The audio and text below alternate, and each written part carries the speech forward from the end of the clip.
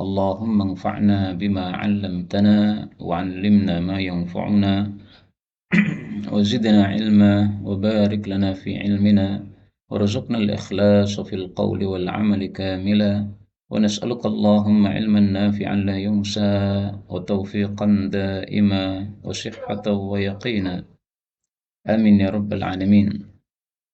Alhamdulillah kaum muslimin rahimani wa rahimakumullah.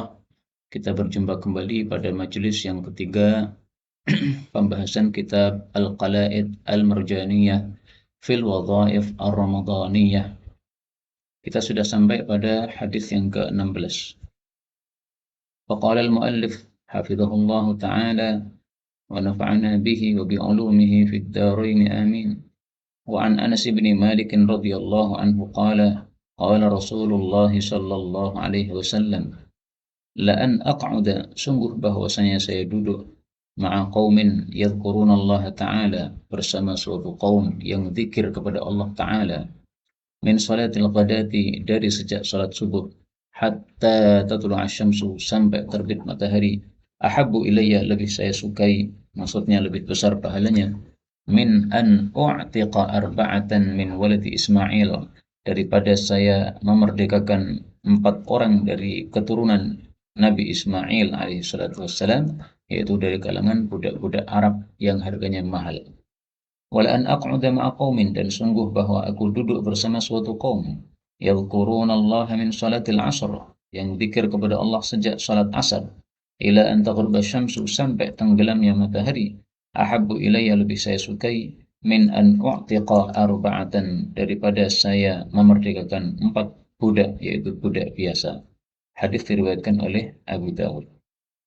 Hadis ini menunjukkan fadilah berzikir kepada Allah Subhanahu wa taala ba'da subuh sampai terbit matahari, atau ba'da asar sampai tenggelam matahari. Dan para ulama menjelaskan bahwa yadhkurunallah, berzikir kepada Allah, ini termasuk di dalamnya adalah majelis ilmu. Seperti sekarang ini kita bermajelis ilmu adalah termasuk yadhkurunallah ta'ala. Karena zikir kepada Allah ada 2 macam, ada zikru asma'ihi, menyebut nama-nama Allah, yaitu subhanallah, walhamdulillah, wa la ilaha illallah, wallahu akbar. Yang kedua, zikru ahkamihi, menyebut hukum-hukum Allah Subhanahu wa taala, yaitu mempelajari Al-Qur'an dan Al-Hadis. Majelis ilmu itu adalah majelis zikir ahkamillahi ta'ala. Kemudian dari hadis ini kita ambil beberapa faedah. Yang pertama, bahwasanya waktu setelah subuh adalah lebih utama daripada waktu setelah asar. Karena itu hadis ini menunjukkan bahwa ada tafadul di antara waktu-waktu yang ada. Tafadul itu bertingkat-tingkatnya waktu, yaitu ada satu lebih utama daripada yang lainnya. Maka waktu itu tidak satu derajat, tetapi ada tafadul antara mereka. Secara umum waktu malam lebih utama daripada waktu siang, sehingga Allah Subhanahu wa taala suruhkan tahajud pada malam hari. Kemudian waktu siang pun juga terbagi-bagi, yang paginya lebih utama daripada sorenya berdasarkan hadis ini, karena yang zikir setelah subuh sampai dengan terbit matahari itu sebanding atau lebih utama daripada memerdekakan 4 budak Arab yang tentunya harganya lebih mahal daripada 4 budak biasa. Dulu pernah ada satu budak dijual oleh Nabi Shallallahu Alaihi Wasallam dengan harga 200-an juta. Nah, kalau 4 budak, sementara ini budak Arab, bisa jadi itu 250-an juta, berarti 1 miliar. 1 miliar kita keluarkan untuk memerdekakan budak. Apakah mampu kita melakukan hal tersebut? Tentu saja itu susah ya, tidak semua orang mampu melakukannya, kecuali orang yang banyak duitnya. Yang banyak duitnya pun tidak mampu melakukannya setiap hari.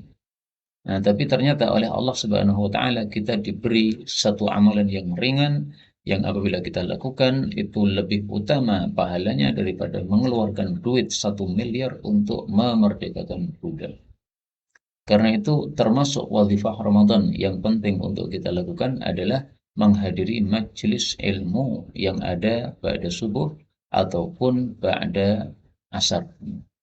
Kalau tidak ada majelis ilmu di kampung kita atau di masjid kita, bagaimana? Ya, bisa kita dengan duduk di masjid berzikir kepada Allah Subhanahu wa taala sampai terbit matahari, sebagaimana hadis yang sudah kita pelajari kemarin. Kemudian faedah yang kedua, hadis ini menunjukkan bahwa orang-orang Arab itu keturunan Nabi Ismail alaihi salatu wassalam. Maka istilahnya atau lakopnya Nabi Ismail adalah Abul Arab, ya, bapaknya orang-orang Arab. Nabi Shallallahu Alaihi Wasallam mengatakan tentang Nabi Ismail alaihi salatu wassalam, ya, ulhima Ismailu, telah diberi ilham Nabi Ismail itu hadzal lisan al-arabi, bahasa Arab ini, ilhaman, dengan sebenar-benar pengilhaman. Ini hadisnya dhaif, ya. Hadis dengan lafal seperti ini dhaif, tapi ada hadis yang semakna dengannya yang menguatkan hadis ini. Tapi dengan lafal seperti ini adalah dhaif.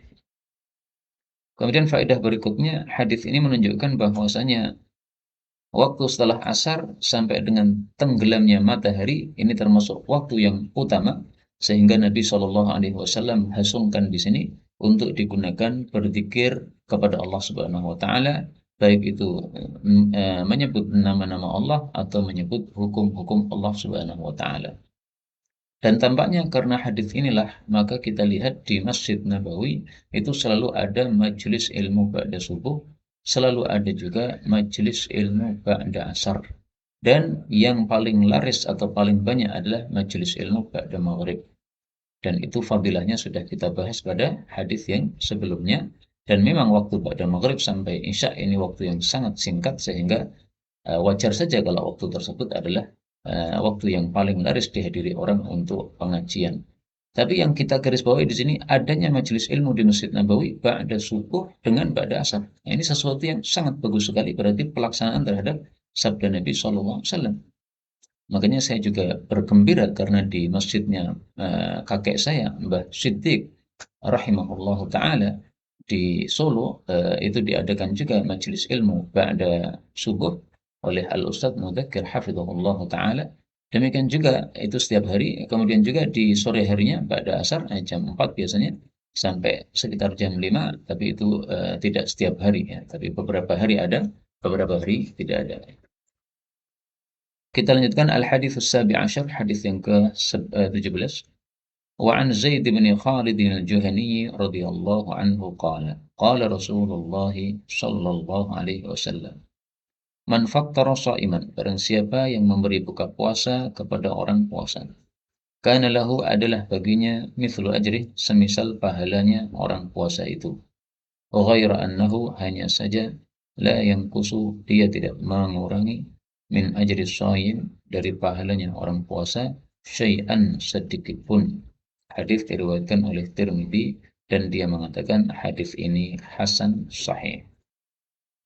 Kaum muslimin rahimani wa rahimakumullah, hadis ini menunjukkan fadilah memberi buka puasa kepada orang yang puasa, memberi iftar kepada orang yang puasa. Kapan disebut memberi iftar? Sebagian ulama mengatakan yang disebut memberi iftar adalah memberi makan kepada orang puasa sampai dia kenyang. Itu namanya memberi iftar. Maka menurut pendapat ini berarti kalau hanya menyiapkan minuman saja, ini bukan termasuk hadis ini. Tetapi pendapat yang lebih bagus lagi, yang disampaikan oleh Imam Munawi dan yang lain-lain, beliau mengatakan kalau tidak ada, maksudnya kalau tidak bisa memberikan sesuatu yang mengenyangkan, ya memberikan satu kurma. Kalau tidak mudah, maka memberikan satu gelas air, sama saja. Dan Syekh Utsaimin mengatakan rahmatullahi wasi'ah, ya, rahmat Allah sangatlah luas, sehingga tidak harus untuk mengamalkan hadis ini harus memberi makan sampai kenyang, tidak harus. Tapi tentu saja yang memberi buka puasa sampai kenyang itu pahalanya lebih besar daripada yang memberi buka puasa tidak sampai kenyang, ya. Dan sebagian orang salah paham, dikira untuk mendapatkan fadilah hadis ini haruslah makanan itu makanan yang pertama dimakan oleh orang yang puasa. Sehingga mereka menyarankan untuk ngasih buka puasa berupa air. Kenapa? Air itu adalah yang pertama kali diminum oleh orang yang puasa.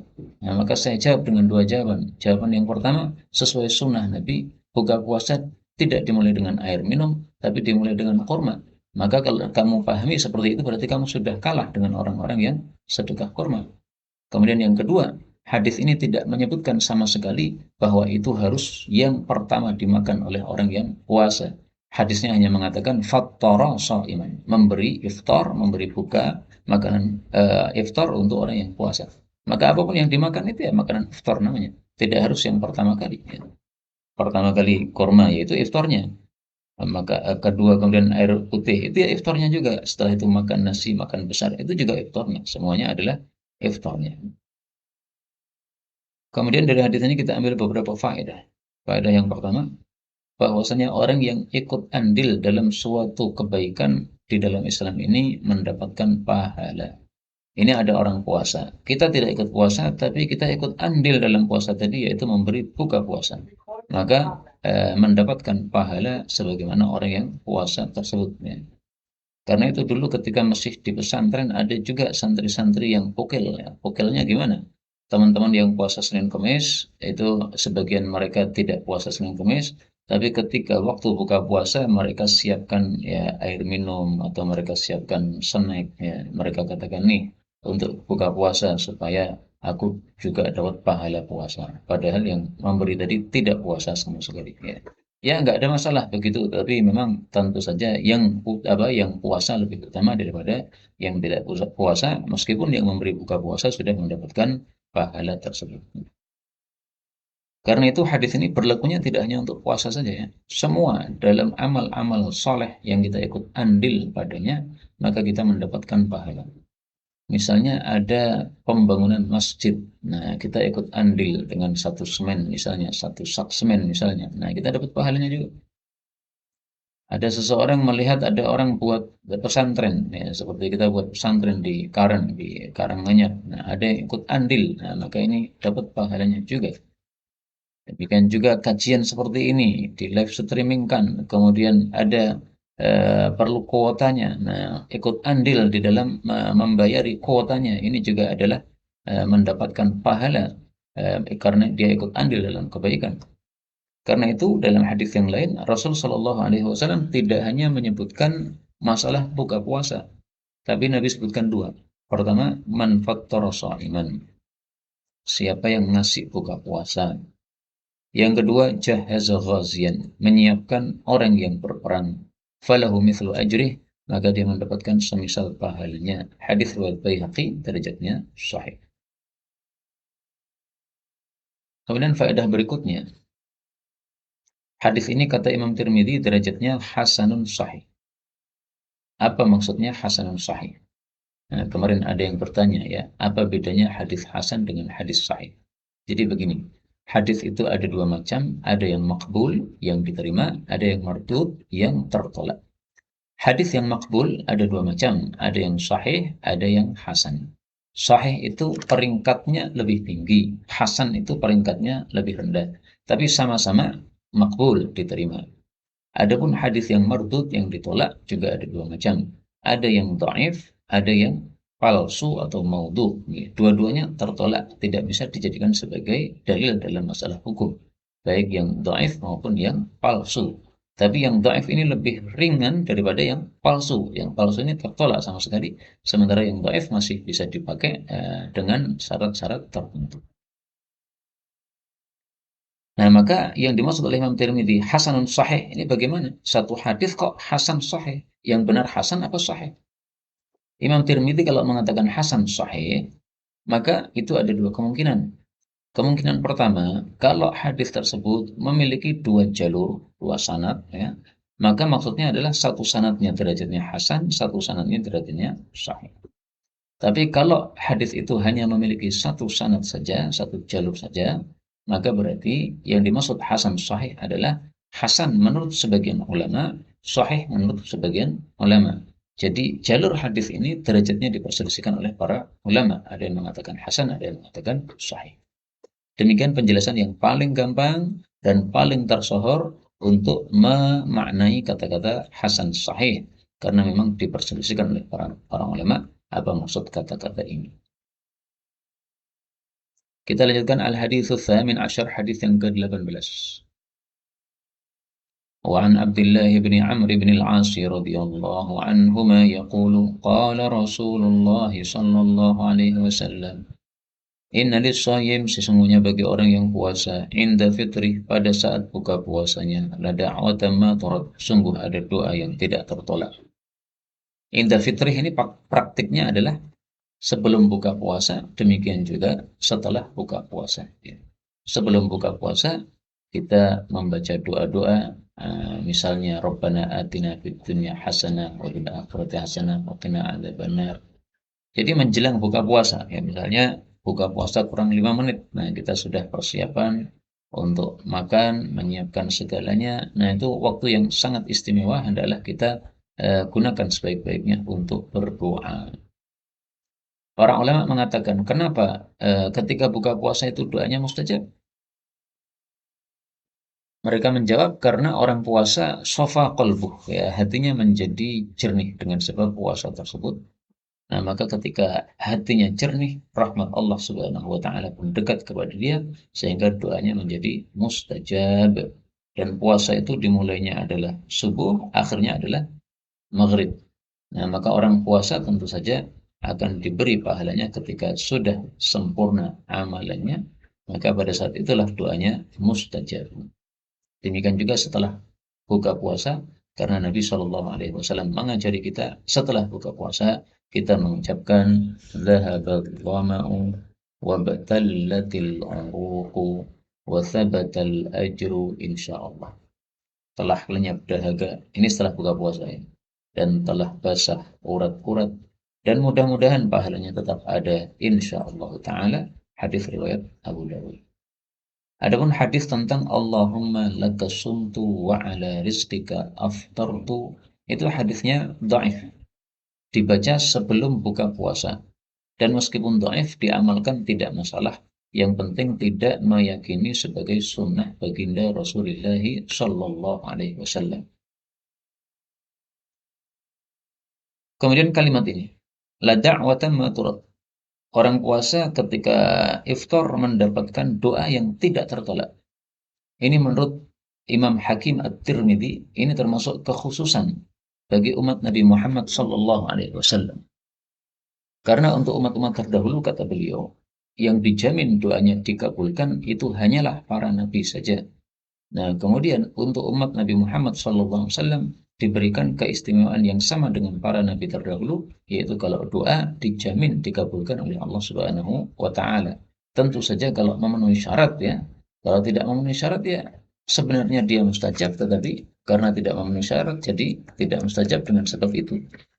Allah mengatakan pada surah Ghafir ayat 60, "Wa qala rabbukum ud'uni astajib lakum." Dan Rabb kalian berkata, doalah kepada saya, pasti saya akan kabulkan untuk kalian. Nah, ini jaminan untuk umat Nabi Muhammad sallallahu alaihi wasallam saja. Umat-umat terdahulu yang dijamin doanya dikabulkan hanya para nabi. Demikian dijelaskan oleh Al-Hakim At-Tirmidzi, wallahu a'lam bis-shawab. Kemudian kita lanjutkan, qala Ibnu Abi Mulaikah, berkata Ibnu Abi Mulaikah, perawi hadis ini, sami'tu Abdullah bin Amr, aku mendengar Abdullah bin Amr bin As, perawi hadis ini, yaqulu, mengucapkan, idza aftara, apabila berbuka, Allahumma inni as'aluka birahmatika alladhi wasi'at kulla syai'in an taghfirali. Allahumma ya Allah, ini as'aluka, sungguh aku minta padamu, birahmatika alladhi wasi'at kulla syai', dengan rahmatmu yang mencakup segala sesuatu, antaghfirali, bahwa engkau mengampuni aku. Ini doa bukan dari Nabi SAW, tapi doa dari Sayyidina Abdullah bin Amr bin As. Dia menerapkan hadisnya Nabi Sallallahu Alaihi Wasallam. Dan ini menunjukkan bahwa perkara yang paling penting di dalam doa adalah kita mendapatkan ampunan dari Allah Subhanahu wa taala. Apalah artinya kita punya amal tetapi dosa-dosa kita tidak diampuni oleh Allah Subhanahu wa taala. Kita tidak ngerti amal kita lebih besar atau dosa kita lebih besar. Tapi kalau dosa-dosa semuanya diampuni oleh Allah Subhanahu wa taala, maka amal sekecil apapun bisa memasukkan kita ke dalam surga dengan sebab rahmat Allah Subhanahu wa taala. Maka yang paling penting adalah minta ampun kepada Allah Subhanahu wa taala. Itulah sebabnya ketika Aisyah bertanya kepada Rasul sallallahu alaihi wasallam, "Ya Rasulullah, kalau saya bertemu Lailatul Qadar, apa yang saya ucapkan?" Beliau suruh minta maaf kepada Allah, "Innaka afuwun tuhibbul afwa fa'fu anni." Doa-doa yang lain boleh kita baca, terserah, bebas. konon Nabi Shallallahu Alaihi Wasallam berdoa, ya wasi'al fadli ighfirli, wahai yang luas karunia-Nya, ampuni saya. Tapi saya belum mencarinya di mana, apakah sahih ataukah tidak. Demikian juga ada riwayat tetapi dhaif, Nabi mengucapkan alhamdulillahilladzi a'anani fasumtu warzaqani fa'aftartu. Adapun orang-orang awam biasanya membaca Allahumma laka sumtu wa bika amantu wa ala rizkika aftartu. Maka ketahuilah bahwa yang ada hadisnya itu hanyalah Allahumma laka sumtu wa ala rizkika aftartu. Adapun wa bika amantu, maka ini tidaklah ada sumbernya sama sekali, ya. Meskipun maknanya ya sahih, tapi tidak ada sumbernya, dari hadis dhaif pun tidak ada. Demikian juga tambahan wa 'alaika tawakkaltu wa li shaumi ghadin nawaitu. Nah, itu adalah tambahan yang tidak ada sumbernya sama sekali, sehingga sebaiknya tidak usah diucapkan, ya. Kita mengucapkan saja yang ada hadisnya, meskipun itu dhaif, dengan tidak dengan meniatkan sebagai sunnah Nabi Shallallahu Alaihi Wasallam, tapi dengan niatan ihtiyat sebagaimana yang sudah kita jelaskan kemarin makna ihtiyat tersebut. Baik, kemudian hadis ini siapa yang meriwayatkan? Rawahu Ibnu Majah, diriwayatkan Ibnu Majah, dan di dalam kitab Zawaid disebutkan sanadnya sahih karena perawinya Ishaq bin Ubaidillah bin Harith. Kata Nasai adalah laisa bihi ba'sun, tidak masalah, tapi hadis ini memang didhaifkan oleh Al-Albani. Jadi ringkasnya, hadis ini diperselisihkan derajatnya oleh para ulama. Sebabnya karena Ishaq ini kurang jelas, ya. Ishaq ini Ishaq siapa? Kalau Ishaq ini adalah betul seperti yang dikatakan oleh Zawaid ini, bahwa dia Ishaq bin Ubaidillah, memang dia perawi yang sahih. Tapi kalau Ishaq yang lain, Ibnu Abi Farwah, dia seorang perawi yang dhaif. Nah, itu masalahnya, sehingga muncul perdebatan para ulama tentang derajat hadis ini. Kita lanjutkan hadis yang ke al-hadits at-tasi' asyar, 19. Ruwiya, diriwayatkan, berarti hadisnya dhaif. An Abi Hurairah radhiyallahu anhu qala Rasulullah sallallahu alaihi wasallam, man shalla, barang siapa yang salat ba'dal maghrib, setelah maghrib, 6 raka'atin, 6 rakaat, lam yatakallam fima bainahunna bisu'in, tidak bicara antara keduanya, antara rakaat-rakaat tersebut dengan keburukan. Udilna lahu, sebanding untuk dia, fi ibadati sintai asyrata sana, dengan ibadah selama 12 tahun. Jadi hadis ini sangat dahsyat, ya. Salat sunnah ba'da maghrib 6 rakaat, sebagaimana Nabi salat sunnah duha 6 rakaat. Jadi kalau di pagi hari ada sunnahnya duha 6 rakaat, sebagaimana sudah kita bahas dan hadisnya sahih, maka di sini juga ada malam hari sunnah 6 rakaat, tapi antara maghrib dengan isya, tapi hadisnya dhaif. Lah, dhaif boleh nggak diamalkan? Boleh, karena memenuhi syarat kemarin, ya. Jadi niatannya jangan sampai untuk melakukan sunnah Nabi SAW. Tidak diyakini sebagai sunnah Nabi. Karena kalau diyakini sebagai sunnah Nabi, maka ini satu yang salah, karena belum jelas bahwa ini apakah betul-betul sunnah Nabi atau bukan, ya. Tapi sudah masuk dalam cakupan dalil umum, yaitu kemarin sudah kita tampilkan juga hadisnya, as-salatu khairu mawdu', salat adalah amal yang paling baik yang diletakkan di atas muka bumi. Maka kita disuruh oleh Nabi untuk falyastakthir, memperbanyak salat sunnah. Nah, antara maghrib dengan isya ini juga adalah waktu yang kita boleh untuk memperbanyak salat sunnah. Karena itu, mari kita jadikan hadis ini sebagai wadhifah Ramadan, baik itu setiap malamnya selama bulan Ramadan, atau satu malam kita ambil dari bulan Ramadan untuk pengamalan hadis ini, sehingga satu hadis terlewat sudah kita amalkan, meskipun seumur hidup hanya satu kali, dan meskipun hadisnya dhaif apabila memenuhi syarat sebagaimana yang sudah dijelaskan. Hadis ini kedhaifannya disebutkan oleh Syekhul Albani. Beliau mengatakan rawahu Tirmidzi, diriwayatkan Tirmidzi, dan hadis ini dhaifun jiddan, ya, dhaifnya sangat. Wa yughni anhu, nah ini kemudian penjelasan dari saya, ya. Sudah mencukupi dari hadis ini, artinya kita nggak perlu kepada hadis ini. Qaulu Rabbina, kalam Allah Ta'ala di dalam Al-Quran, tatajafa junubuhum 'anil madaji', tatajafa, menjauh, junubuhum, lambung mereka, 'anil madaji', dari tempat tidur.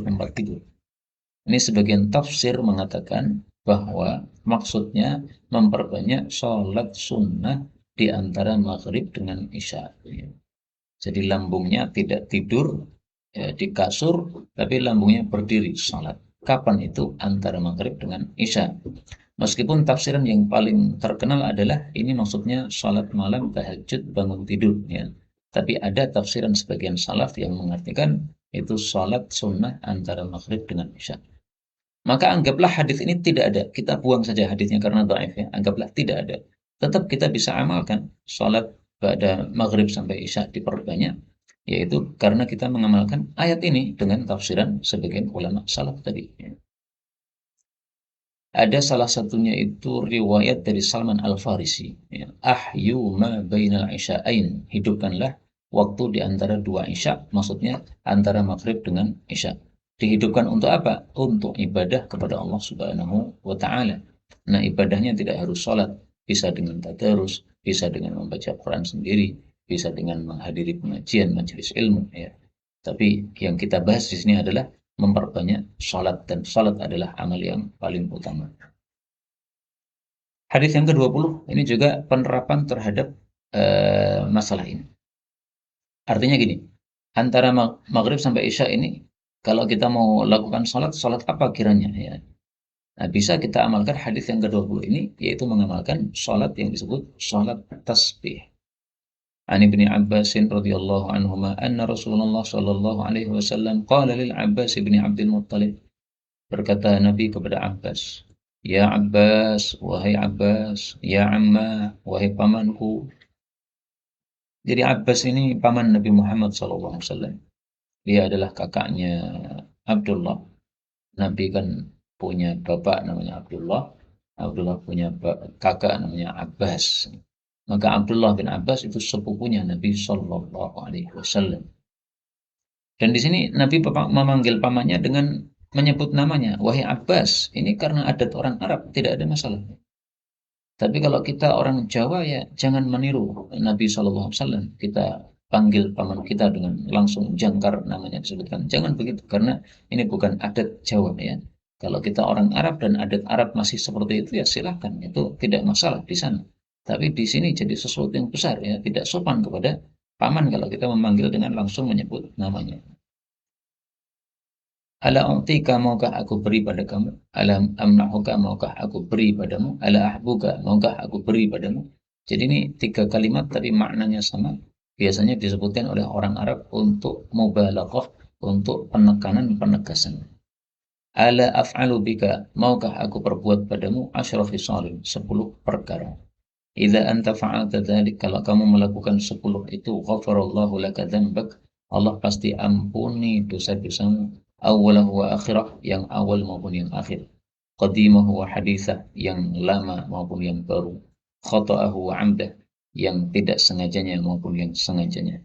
Saghirahu wa kabirah, kecilnya maupun besarnya.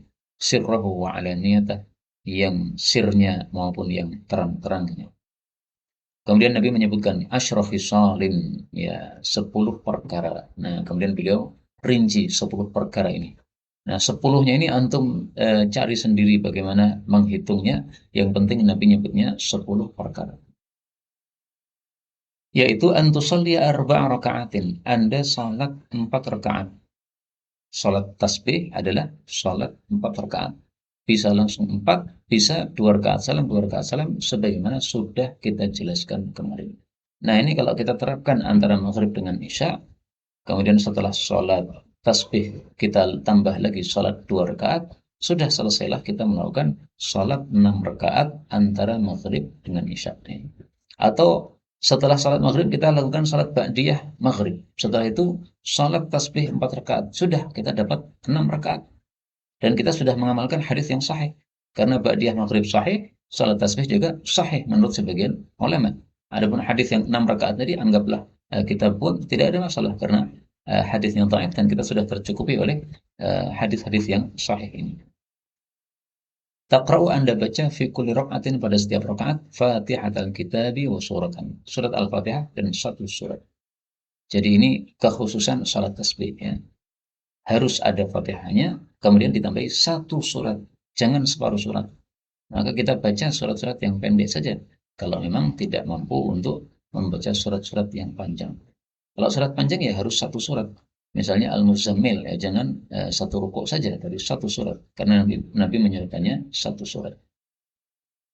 Fa'idha faragta kalau Anda sudah selesai minal qiraah dari membaca surat fi awal rak'ah pada rakaat yang pertama wa anta qa'im dan Anda masih berdiri qulta Anda mengucapkan subhanallah walhamdulillah wa la ilaha illallah wallahu akbar. Inilah salat tasbih disebut salat tasbih sebabnya karena setiap gerakannya kita disuruh membaca tasbih dan kawan-kawannya ini ya. Tasbih, tahmid, tahlil, takbir. Meskipun ada 4 zikirnya tapi disebut salat tasbih karena yang pertama dibaca adalah tasbih. Dan 4 kalimat ini disebut sebagai al-baqiyatus shalihat. Disebutkan dalam Al-Quran dalam 2 tempat yaitu surat Al-Kahfi dan surat Maryam. Wal baqiyatus salihatu khairun inda rabbika thawaban wa khairun amala. Baqiyatus salihat itu lebih baik di hadapan Rabbmu pahalanya dan juga lebih baik angan-angannya. Kita baca berapa kali?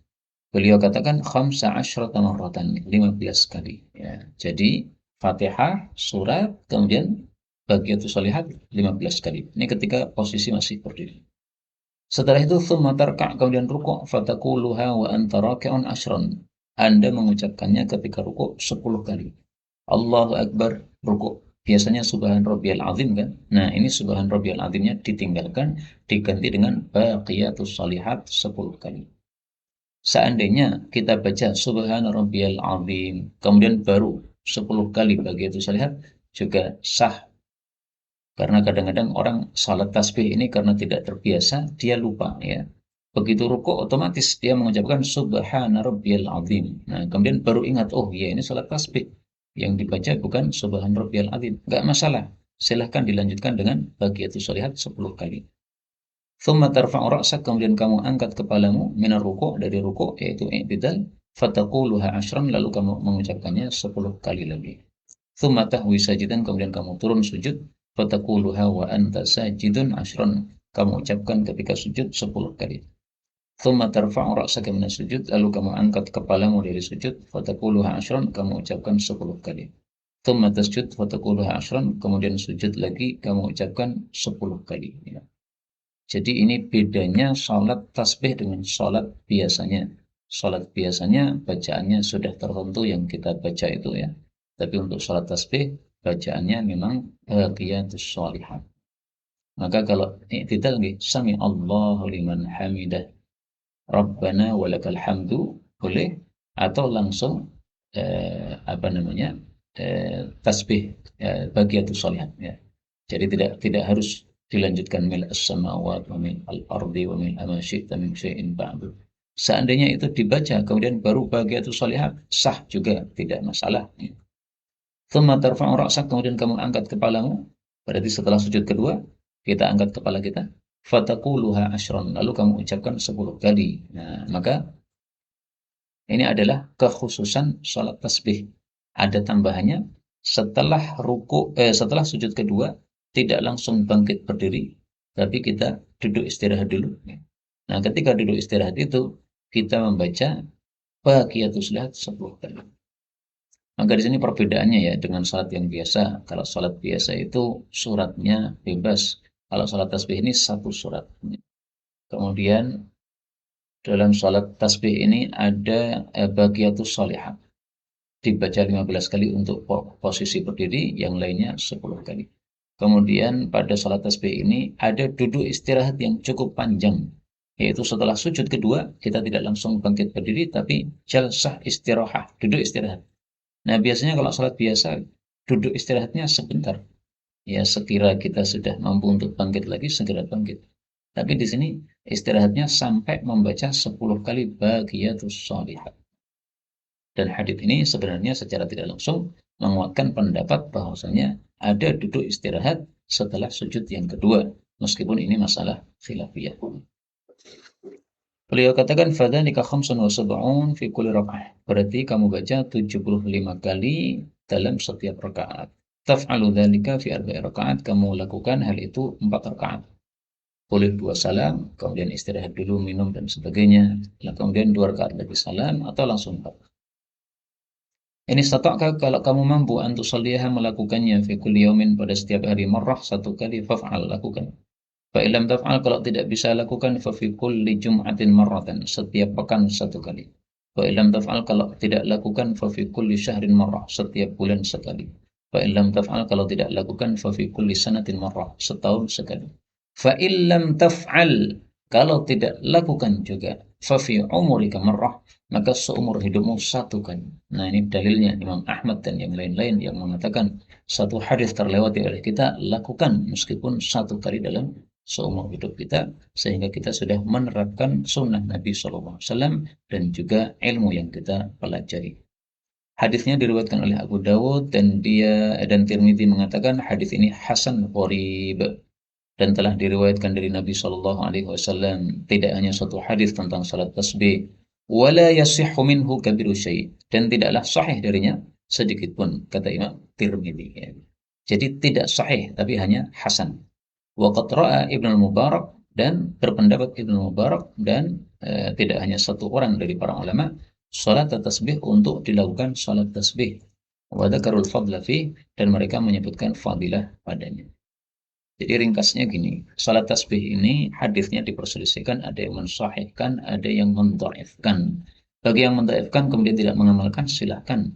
Bagi yang mengamalkan karena mengikuti ulama yang mensahihkan, di antaranya adalah Al-Imam Ibnul Mubarak, silahkan. Syekh Albani juga termasuk yang mensahihkan. Ibnul Mubarak ini punya kaidah, dia mengatakan fi sahihil hadithi syughulun an saqimihi. Hadis yang sahih sudah menyibukkan kita dari mengamalkan hadis-hadis yang dhaif. Meskipun begitu, meskipun kaidah beliau seperti itu, ternyata beliau mengamalkan salat tasbih. Berarti beliau menilai salat tasbih ini hadisnya hadis yang sahih. Karena itu kita jadikan sebagai wazifah Ramadan adalah 5 perkara yang sudah kita pelajari, ya, yaitu salat tasbih, kemudian 6 rakaat setelah maghrib, kemudian doa menjelang dan setelah buka puasa, kemudian memberi buka puasa meskipun seteguk air atau semampunya, kemudian berzikir kepada Allah Subhanahu wa taala atau menghadiri majelis ilmu ba'da subuh atau ba'da asar. Wallahu a'lam bishawab. Benarnya dari Allah taala. Kalaupun ada salahnya, fa astaghfirullahal azim li wa lakum walhamdulillahi rabbil alamin.